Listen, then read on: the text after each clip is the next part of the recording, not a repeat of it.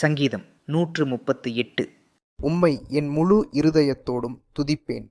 தேவர்களுக்கு முன்பாக உம்மை கீர்த்தனம் பண்ணுவேன்.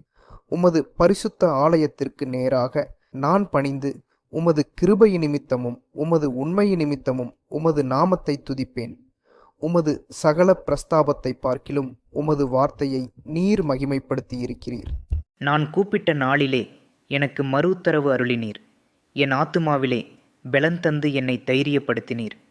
கர்த்தாவே, பூமியின் ராஜாக்கள் எல்லாரும் உமது வாயின் வார்த்தைகளை கேட்கும்போது உம்மை துதிப்பார்கள். கர்த்தரின் மகிமை பெரிதாயிருப்பதினால் அவர்கள் கர்த்தரின் வழிகளை பாடுவார்கள். கர்த்தர் உயர்ந்தவராயிருந்தும் தாழ்மையுள்ளவனை நோக்கி பார்க்கிறார்.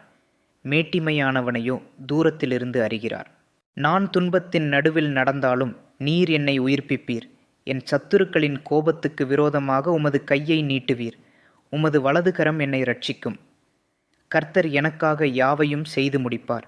கர்த்தாவே, உமது கிருபை என்றும் உள்ளது. உமது கரத்தின் கிரியைகளை நெகிழவிடாதிருப்பீராக.